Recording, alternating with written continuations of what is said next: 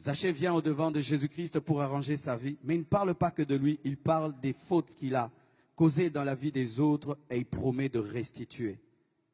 Voici une mauvaise manière de confesser. Je fais mal à mon épouse, je lui parle méchamment. Et au lieu de dire, Blanche, pardonne-moi, je vais vers Dieu. Seigneur, pardonne-moi, j'ai mal parlé à ma femme. Si elle m'entend prier, elle va dire, non, tu n'as pas blessé Dieu, c'est moi que tu as blessé, tu me demandes pardon. Nous avons un problème, nous blessons les hommes, mais nous allons auprès de Dieu pour demander pardon sans demander pardon aux hommes. Si tu blesses un homme, tu dois lui demander pardon. Ne demande pas pardon à Dieu seulement parce que tu n'as pas blessé seulement Dieu, tu as aussi blessé l'homme. Tu parles mal à ton frère, demande-lui pardon. Ne dis pas, Seigneur, j'ai blessé les gens avec ma langue. Non, je suis là, j'ai mal. Viens me guérir, dis-moi que tu m'as fait du mal. Tu demandes à Dieu pardon, pardon, Seigneur, j'ai volé. Mais si tu as la voiture de voler, va rendre cette voiture. Tant que tu n'as pas restitué, Dieu ne te pardonne pas. Seigneur, pardonne-moi, j'ai pris le mari d'autrui. Dis à cet homme, rentre auprès de ton épouse, je t'ai volé. Et va chercher cette femme, présente des excuses et rends-lui son mari. Mais si tu demandes seulement pardon à Dieu, alors que tu as blessé ton prochain, ce n'est pas ça la parole de Dieu, parce qu'il y a quelqu'un qui a mal et qui a besoin que tu t'excuses. C'est facile de s'humilier devant un Dieu qu'on ne voit pas, difficile de s'humilier devant un homme qu'on voit. C'est ça le problème, l'orgueil. Oh Dieu, délivre-moi. Arrêtez cela, il n'y a pas que Dieu, il y a aussi l'homme. Quand tu fais du mal à un homme, c'est vers l'homme que tu dois aller. Tu fais du mal à tes parents, tu présentes des excuses à tes parents au lieu de faire des jeûnes et des retraites. Mais tu es tout le temps dans les prières. Jésus, guéris-moi, délivre-moi mon caractère. Non, va présenter des excuses. Tu ne parles plus à ton père, tu ne le salues même plus, tu ne parles plus à tes enfants, tu blesses même tes enfants, tu insultes ta fille, insultes tes garçons, vous êtes bêtes, vous n'allez pas réussir à l'école, et puis oh Dieu pardonne-moi, ton enfant a mal, demande pardon. Zachée était devant Jésus, mais il parle des autres parce que c'était un voleur et il a rendu au quadruple ce qu'il avait volé. Si vous pardonnez aux hommes leurs offenses, votre Père Céleste vous pardonnera aussi. Mais si vous ne pardonnez pas aux hommes, votre Père ne vous pardonnera pas non plus vos offenses. Quand tu as des hommes prisonniers dans ton cœur et dans ta vie sent mauvais. Et quand tu dis, Seigneur, pardonne-moi, il sent une mauvaise odeur, des brebis prisonnières dans ta vie et dans ton cœur. Quelle est cette personne que tu n'arrives pas à supporter? Il suffit seulement que tu la voies. Du coup, tu es dérangé. Tu la tues même dans ton cœur, tu te dis, vis comme si je n'existe pas. Tu fais ta vie et je fais la mienne. Tu me vois et tu fais comme si tu ne m'as pas vu. Et si même je meurs, ne viens pas à mon enterrement. Tu l'as tué. Tu es un meurtrier. Quand tu te comportes envers un homme comme s'il n'existait pas, tu l'as tué et tu es un meurtrier. Et au dernier jour, Dieu t'appellera meurtrier parce que tu l'as tué dans ton cœur. Tu le rencontres, tu fais comme si tu ne l'as pas vu. Il peut être face à toi, tu ne lui parles pas. Tu l'ignores, tu es indifférent. Et certains même disent, je lui ai pardonné, mais je suis prudent. J'ai mis de la distance entre moi et lui. Mais quand Dieu te pardonne, est-ce qu'il met de la distance? Il te restaure. Mais toi, quand tu pardonnes, tu mets de la distance. Quand tu le vois, tu es troublé. Tu ne sais plus bien parler. Tu es déstabilisé parce que tu as de la haine, de la rancœur. Voici ce que tu vas faire pour arriver à pardonner à cette personne. Commence à la bénir dans la prière. Un jour, une femme est tombée malade. Elle souffrait d'un problème gastrique. Elle est allée voir son pasteur. Et elle a dit, pasteur, prie pour moi. Et Dieu révèle au pasteur, cette femme ne sait pas pardonner. Il faudrait qu'elle puisse pardonner. Elle a dit, je ne peux pas.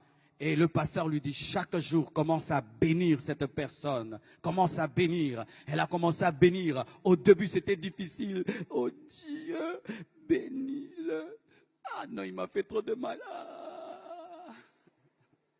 Mais après, Seigneur, bénis-le. Seigneur, bénis, bénis. Et un jour, elle vomit une boule comme ça, avec des tentacules. Le pardon l'a guérie et l'a libérée. Lorsque tu as de la haine, ce n'est pas d'abord la personne qui est haïe qui souffre, c'est toi qui souffres parce que tu ne te sens pas à l'aise.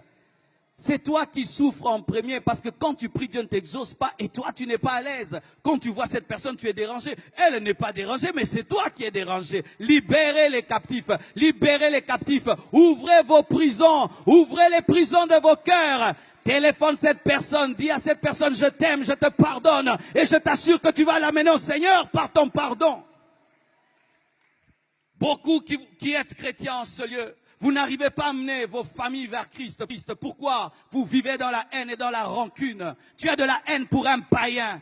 Tu as de la haine pour un païen. Tu es chrétien, mais tu as de la haine pour un païen. Comment il viendra à l'église? Toi qui es chrétien, tu ne sais pas pardonner. Saluez ceux qui ne vous saluent pas. Dites bonjour à ceux qui ne vous saluent pas. Écris-lui un SMS, je te pardonne. Même si c'est ton copain qui t'a déçu et qui a pris quelqu'un d'autre. Même si c'est la personne qui a tué ton père, tu dois pardonner. Même si c'est la personne qui est allée, qui a détruit ta réputation, tu n'es plus respecté, tu dois pardonner. Pourquoi? Parce que Dieu t'a tout pardonné. Jésus est mort pour tous tes péchés. Il est mort pour tous tes péchés. Et s'il a tout pardonné, tu dois aussi tout pardonner. Soyez parfaits comme votre Père Céleste est parfait. Lorsque Dieu répand sa pluie, il la répand sur les sorciers et sur les chrétiens. Lorsqu'il envoie le soleil sèche le vêtement du sorcier et du chrétien. Si Dieu peut aimer le mauvais et le bon, toi aussi. Pourquoi tu réclames aux gens d'être parfaits pour les aimer? Es-tu parfait? Que celui qui est parfait en ces lieux, qu'il lève sa main. Lève ta main si tu es parfait. Tu n'es pas parfait, hein? Alors pourquoi tu n'es que dans la condamnation? Il a fait ça, il a fait ça, il a fait ça. C'est pourquoi toi aussi tu as fait ça, tu as fait ça et tu as fait ça. Et d'ailleurs, si on ne met pas ce que tu as fait, mettons les pensées. Tu as pensé ça. Car certains ne font pas le mal, mais ils pensent le mal. Et pour Dieu, la pensée est égale à l'action. Écoutez mes frères et sœurs. Quand je vous vois et je vous parle ainsi, c'est parce qu'une fois dans ma vie, j'ai vu ce qui se passe après la mort. Et depuis que j'ai vu cela, j'ai décidé, quand je parle aux hommes, de leur parler des choses importantes pour leur éternité. Et je vous demande vraiment d'arranger vos vies ce soir parce que l'éternité existe. J'ai eu une vision d'un jeune homme qui était dans le coma, à l'hôpital, et qui avait un grand-père qui lui prêchait la parole. Et son grand-père lui a prêché la parole lorsqu'il est sorti du coma, il lui a présenté Jésus. Et ce jeune, malgré qu'il était malade, a refusé. Et quelque temps après, il est mort. Et voici ce que j'ai vu. Lorsqu'il est mort, il y a eu comme un trou sous son lit. Il a commencé à descendre. Son âme descendait dans le feu. Et je l'accompagnais dans ce feu. J'ai entendu son âme qui parlait, qui disait, « Qui arrêtera ma course et ma descente ?» Et je sentais la joie du diable, des démons, qui était dans la joie de voir cette âme perdue pour l'éternité. Et il regrettait de n'avoir pas écouté son grand-père. Et après, j'ai vu une autre vision. Ce jeune est revenu dans son corps. Et son grand-père lui a prêché et il a été sauvé. Bien-aimé, l'enfer existe. Et ici, il y a des âmes précieuses, tellement précieuses. Et si tu pouvais aujourd'hui faire comme ce jeune homme, pas écouter ton grand-père, mais écouter Jésus, prendre une décision aujourd'hui de faire une vraie repentance, une vraie confession à la lumière de la parole qui t'était présentée.